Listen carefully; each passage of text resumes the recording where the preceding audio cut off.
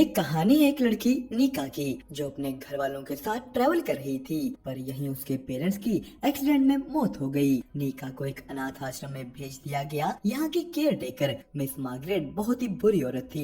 वो जाते ही निका के गले से उसकी मोम का नेकलेस उतरवा देती है। निका की यहाँ एक दोस्त बनी एडलाइन। एडलाइन काफी समय से इस अनाथ आश्रम में रह रही थी। उसकी लुक्स की वजह से कोई भी उसे अडॉप्ट नहीं करता, सबको वो बीमार रखती थी। निका एडलाइन के साथ ही बड़ी हुई और वो दिन आ गया जिस दिन निका को कोई अडॉप्ट करने वाला है। निका ने एडलाइन से अलविदा ली। बाहर जाते जाते वो उन सभी बुरे पलों को याद करती है जो उसने यहाँ इस अनाथ आश्रम में बिताए थे। निका अपने नए पेरेंट्स से मिली। मिस मार्गरेट ने निका को कहा कि इनके साथ अच्छा बिहेव करना, वरना तुम वापस से यहीं आ जाओगी। ये निका का इन लोगों के साथ एक ट्रायल पीरियड होगा। कुछ समय साथ बिताने के बाद ही वो सोचेंगे कि इन्हें निका को परमानेंटली अडॉप्ट करना है या नहीं। पर जैसे वो सभी लोग यहाँ से निकलने लगे, उन्हें एक लड़के राइजल का पियानो सुना। ये लड़का राइजल इस अनाथ आश्रम का सबसे काबिल लड़का था, पर निका को वो बिल्कुल नहीं पसंद। और उन दो पेरेंट्स एना और नॉर्मन ने निका के साथ साथ राइजल को भी अडॉप्ट कर लिया। निका किसी के साथ अगर नहीं रहना चाहती थी तो वो राइजल था। घर के अंदर जा उन्हें सबसे पहले एक पियानो दिखता है। ये उनके बेटे का था जो इस दुनिया में नहीं रहा। नॉर्मन और एना दोनों निका और राइजल को उनके रूम्स दिखाते हैं, उनकी स्कूल यूनिफॉर्म देते हैं। यहाँ हमें दिखा कि राइजल कुछ दवाइयाँ खाता था और उसके पास एक बॉक्स भी है जिसे उसने छुपा कर रख दिया। निका राइजल को यहाँ कहती है कि प्लीज कुछ भी बिगाड़ना मत, मैं चाहती हूँ कि अडॉप्शन ठीक से हो। तो राइजल ने कहा कि अगर चाहती हो कि सब ठीक रहे तो मेरे पास मेरे कमरे में दोबारा मत आना। वो सभी खाना खाने बैठ जाते हैं, पर यहाँ बात करते करते राइजल निका को छूने लगा। निका उठकर चली जाती है। राइजल भी उसके पीछे चला गया। वो निका के पास जा कहता है कि तुम्हें ऐसे नहीं जाना चाहिए था। तो निका ने कहा कि मेरे करीब मत आओ, तुम एक राक्षस हो। निका जाकर अपने कमरे में लेट गई। यहाँ उसे याद आता है कि कैसे जब वो अनाथ आश्रम में रोती थी तो यही कहा जाता था कि अगर वो रोएंगे तो एक राक्षस उन्हें उठा ले जाएगा। तब ये खबर आती है कि राइजल की तबीयत फिर बिगड़ गई। राइजल किसी बीमारी से जूझ रहा था, पर डर के मारे निका उठ जाती है। निका और राइजल स्कूल गए। यहाँ आते ही सब लड़कियाँ राइजल को देखने लगी। तो निका को भी एक लड़की बिली मिली। वो उसे अपनी दोस्त मिकी से मिलवाती है। पर क्लास में जैसे ही निका का इंट्रोडक्शन होने लगा, क्लास के बाहर राइजल ने एक लड़के से लड़ाई डाल ली, क्योंकि वो लड़का पहले निका पर कमेंट पास कर रहा था। रात को घर पर निका राइजल से पूछती है कि तुम हर ऑप्शन के लिए मना कर देते थे, तो इस बार क्यों मान गए। निका राइजल की चोट पर बर्फ लगाने लगती है। तो राइजल ने कहा कि मुझे छूने का सोचना भी मत, वरना मैं खुद को रोक नहीं पाऊंगा। अगली सुबह एना निका को राइजल के कमरे में रखने के लिए कुछ कपड़े दे देती है। निका ने यहाँ राइजल की दवाई देखी, पर तभी वहाँ राइजल आ गया। वो कहता है कि मैं तो बुरा राक्षस हूँ ना, तो तुम यहाँ क्यों आई हो। राइजल को पता था कि निका उससे बहुत ही ज्यादा नफरत करती है, उससे डरती है। स्कूल में निका को एक लड़का लाइनल मिला, पर राइजल यहाँ भी उसे कहता है कि निका से दूर हटो। वो पूरा परिवार स्कूल के बाद शॉपिंग करने जाते हैं। एना ने निका को एक ड्रेस ट्राई करने को कहा, तो निका जैसे ही ट्रायल रूम में गई, उसे अपने बचपन की कुछ चीजें याद आने लगी। निका बेहोश हो जाती है। हमें दिखाया गया कि बचपन में मिस मार्गरेट ने निका को बंद कमरों में बंद करके बांध करके रखा था, ताकि वो अपने अंधेरे के डर को काबू पा सके। यहाँ काले कमरे में निका के पास बस एडलाइन का एक हाथ ही होता जो उसे सहारा देता। मिस मार्गरेट ने उनके साथ बहुत बुरा सलूक किया है, जिस वजह से निका पूरी तरह टूट चुकी थी। पर अब वो आजाद है, उसके पास एक घर था। निका को एना से पता लगा कि आज गार्डन डे है, मतलब आज सभी लोग एक दूसरे को रोज देते हैं। यहाँ मिकी के लोकर में बहुत से रोजेस थे, बिली के लोकर में एक रोज था, और एक रोज है निका के लोकर में, वो भी ब्लैक कलर का। निका देखते ही समझ गई कि रिजन नहीं दिया है। उसने उसके पास जा पूछा कि तुमने मुझे ये क्यों दिया। तो राइजल ने कहा कि मैं तुम्हें कुछ क्यों दूंगा।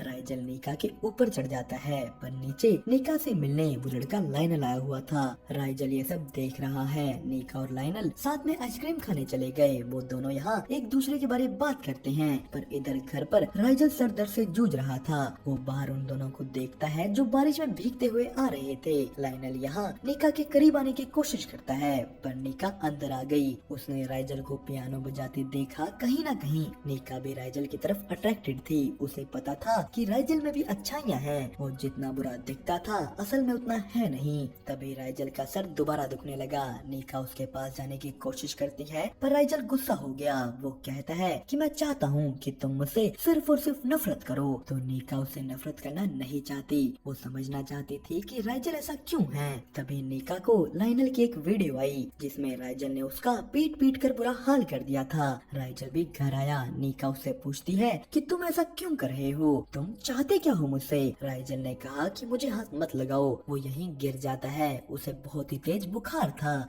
दूसरी तरफ उनके पेरेंट्स बहुत ही भारी जाम में फंसे हुए हैं। नीका राइजल को उठाकर उसके कमरे में लेके गई। उसने उसके गीले कपड़े उतारे।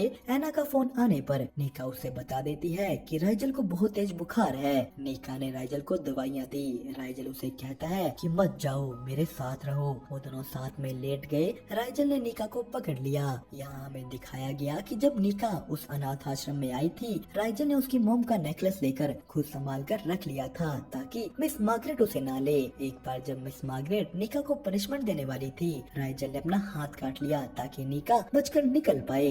ये सब एडलाइन को पता था। उसे पता था कि राइजल नीका का नेकलेस संभाल कर बैठा है। राइजल बचपन से ही नीका को पसंद करता था, पर वो चाहता है कि नीका बस उससे नफरत करे। इस वक्त वो दोनों साथ में ही सोए हुए हैं। नीका उठी, नीचे उनके पेरेंट्स आ गए, पर राइजल नहीं चाहता कि नीका उसे छोड़कर कहीं जाए। पर नीका फिर भी उठी। अब राइजल का बुखार उतर चुका था। नीका अपने कमरे में जा सोचने लगती है कि ये सब क्या हो रहा है। उन्होंने फिर से एक दूसरे से बोलना छोड़ दिया। नीका अब अपने उन दोस्तों के साथ ही रहती थी। वो सभी पढ़ाई करने मिकी के घर गए जो एक करोड़पति है। यहाँ नीका को पता लगा कि मिकी बिली को पसंद करती थी और हर साल उसके लोकर में वो रोज भी वही रखती है। पर मिकी अपने दिल की बात नहीं कहना चाहती। एक दिन घूमते हुए नीका को फिर से लाइनल मिला। वो कहता है कि मैं तुम्हें पसंद करता हूँ, पर नीका ने मना कर दिया और इन्हीं सब के बीच में उसका सामान गिर जाता है। ये राइजल का बर्थडे गिफ्ट था। नीका अपने घर पहुंची। यहाँ उनके घर कई और गेस्ट भी आए हुए थे।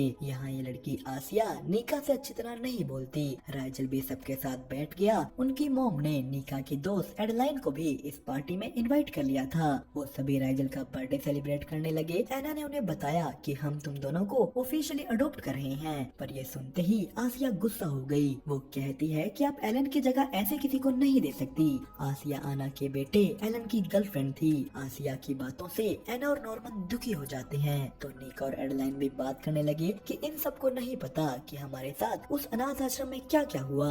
एडलाइन ने नीका को बताया कि हम मिस मार्गरेट की सच्चाई सबके सामने लाना चाहते हैं और तुम्हारा बयान इसमें बहुत जरूरी होगा, क्योंकि मिस मार्गरेट ने सबसे ज्यादा टॉर्चर नीका को ही किया था। पर नीका दोबारा मार्गरेट का सामना नहीं करना चाहती। एडलाइन नीका से अलविदा ले चली जाती है। वो जाते जाते राइजल के पास रुकी। एडलाइन ने पूछा कि तुम नीका को सब सच क्यों नहीं बता देते कि तुम उसके लिए ही यहाँ आए हो। पर राइजल सच नहीं बताना चाहता। रात को नीका ने राइजल को पियानो बजाते देखा। वो उसके पास जा कहती है कि मैंने तुम्हें बर्थडे पर कुछ नहीं दिया, पर अब जो भी तुम चाहते हो वो ले लो।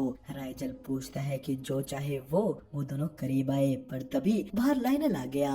वो नीका को कहता है कि मैं तुम्हें राइजल के साथ नहीं देख सकता, तुम थोड़े दिनों में भाई बहन बनने वाले हो। उसने कहा कि मैं तुमसे प्यार करता हूँ नीका, पर नीका भागकर अंदर आ गई। यहाँ राइजल कहता है कि मैं तुम्हारे लिए ठीक नहीं हूँ। तो नीका ने कहा कि मैं कहीं नहीं जा रही, मैं तुम्हारे साथ रहना चाहती हूँ। पर राइजल ने उसे वापस भेज दिया।